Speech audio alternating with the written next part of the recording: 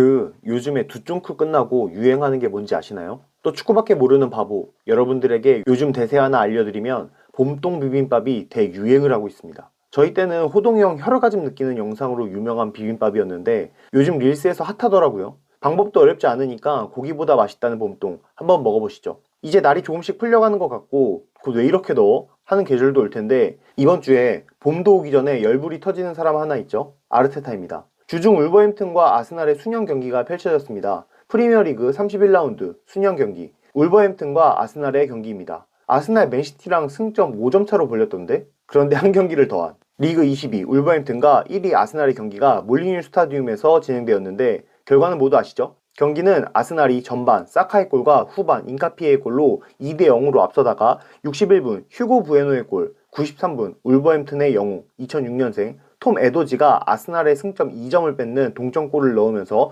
경기는 무승부로 끝났습니다. 마지막 골 상황만 보면 2007년생 마테우스 마네가 올린 공을 라야와 마갈량이스의 콜플레이 미스로 라야가 완벽하게 처리하지 못했고 어수선한 상황에서 에도지의 슈팅이 칼라피오리를 맞고 들어갔습니다. 그것도 93분에. 라야와 마갈량의 프로답지 못한 실수와 집중력 저하로 승점 2점을 내주었는데 직전 경기 브렌트포트전에서도 무승부로 승점을 드랍한 아스날은 이번 경기에서도 승점을 드랍하면서 먼저 경기가 있는 맨시티가 주중 경기를 승리할 경우 승점 2점 차로 정말 리그 우승에 경고등이 켜지게 되는 상황입니다. 그런데 울버햄튼은 대단한 게 22가 리그 1위를 잡았다는 점이 아니라 아카데미에서 어린 자원들을 키워내고 있다는 점인데 일단 마테우스 마네 사실상 18살에 프리미어리그 통으로 한 시즌 경험해본 선수가 될 거죠. 에도지 19살에 데뷔전 데뷔골을 아스날 상대로 넣는 재능이 되었습니다. 이건 에도지 장례식장에 틀어줘도 될 법한 영상이지. 이번 경기에서 추격골을 넣은 수비수 휴고 부에노도 2002년생으로 울브스 아카데미 출신으로 네덜란드 임대 이후에 팀에서 활약하고 있는데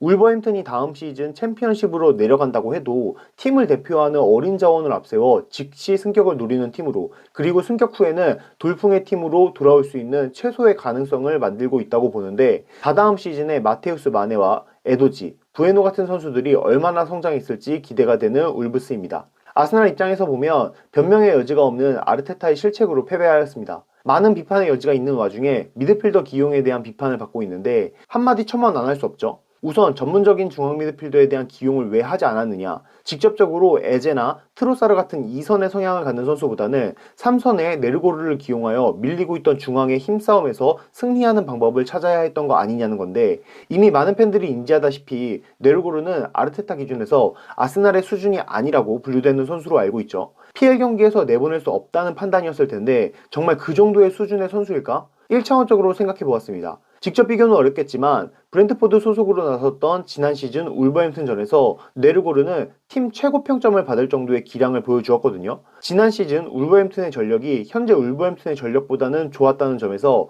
이번 경기에서 네르고르를 기용하지 않은 점은 이해가 되지 않습니다. 물론 팀의 상황과 선수의 1년이라는 시간이 지난 시점에서 피치를 생각해 봐야겠지만 여하튼 결과적으로 아르테타의 선수 교체는 실패했고 스스로 승점 드랍을 하는 상황을 만든 거죠. 커뮤니티 보니까 수준 안 되는 말티나 에제는 기를 쓰고 쓰면서 네르고르 안 쓰는 거에 화가 많이들 나셨던데 테타 중미 출신이라서 중미한테만 기준이 너무 빡빡한 거 아닌가 싶습니다. 아르테타가 통제하지 못하는 영역에 대해서 이야기해볼까요? 라야. 이것도 이미 말이 많죠. 저희 때는 클레오파트라의 코가 1cm만 낮았어도 세계 역사가 바뀌었을 거라는 이야기로 서양사를 많이 이야기했는데 라야의 키가 몇 cm만 컸었다면 아스날은 이번 시즌 승점을 더 쌓을 수 있었을까요? PL팀들은 상대 분석해서 나오는 게 진짜 빠르잖아요. 그런 의미에서 앞으로 아스날을 상대하는 팀들은 ZD 메타 무조건 준비해서 나올 것으로 보입니다. 이번 경기 부에노가 갈긴 ZD 진짜 기가 막히긴 했거든요. 하지만 라야 사이즈가 아쉽죠. 이미 지난 맨유전에서도 라야 사이즈가 아쉽다는 이야기 했습니다. 신체 사이즈로 뭐라고 하는 게 불편한 게 없지 않아 있어서 아쉽다라고 하지만 리그 우승을 다투는 팀이 골키퍼의 사이즈로 인해서 승점 3점에서 4점을 잃었다? 이건 장기적으로 주전으로 같이 갈 수 없다는 결론으로 가야 할 것 같은데 아무래도 제가 아스날 경기를 다 보는 라이벌팀 경기에 침 질질 흘리는 관음증은 아니라서 잘은 모르지만 라야 사이즈 때문에 ZD 일단 못 막죠. PK에서도 중앙에서 서 있으면 골대로 향하는 슛 못 막습니다. 공중볼에서도 리스크가 있고요. 동시대 최고의 키퍼라고 평가받는 쿠르투아 199, 오블락 189, 돈나룸마 196, 노이어 193, 알리송 193, 산체스 197. 산체스는 아닌가? 라야 183이거든요. 차이가 좀 크죠. 물론 사이즈가 작다고 최고의 골리가 될 수 없느냐? 아니죠. 하지만 팀의 리스크는 분명히 존재합니다. 같은 고민을 안고 있는 팀이 하나 있죠. 이탈리아의 인테르. 얀존머도 183인데 인테르는 현재 리그 1위를 달리고 있지 않느냐라는 반문이 가능하죠. 맞는 말인데 일단 인테르는 3백의 중앙 미드필더를 최소 2명에서 3명을 기용합니다. 그만큼 중앙이 두텁다는 뜻이고 상대에게 박스 밖 슈팅을 시도할 기회를 많이 주지 않는 진영인 거죠. 그리고 리그의 우위를 나누자는 건 아니지만 이탈리아보다는 잉글랜드가 팀 간 실력이 더 촘촘하게 구성되어 있다고 보니까 이런 부분도 무시 못하죠. 그리고 인테르 최근에 리그 말고 컵대회 우승은 없어요. 리스크를 가지고 있는 골리를 보유한 팀의 한계 아닌 한계라고 보는데 우승을 갈망하는 팀이라면 183 골리로는 우승을 할 수 있을까요? 고민해 보아야겠습니다. 그리고 한번 우리도 해볼까요? 무슨 라야로 챔스 우승을 하겠다고. 근데 대본 쓰면서 진짜 불편했거든요.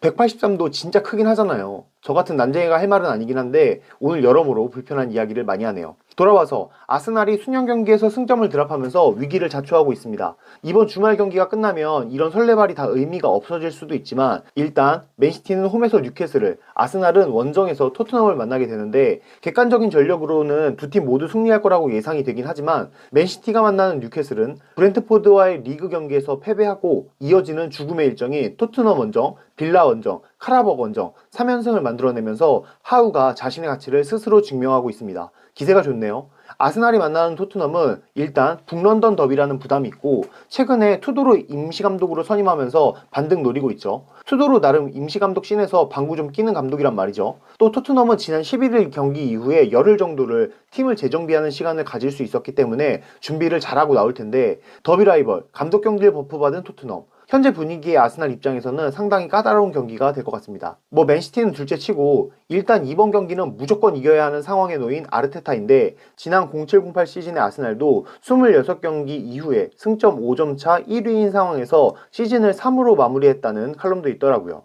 그냥 그렇다고요. 오늘 영상 여기까지고요. 지금까지 축구지김이었습니다.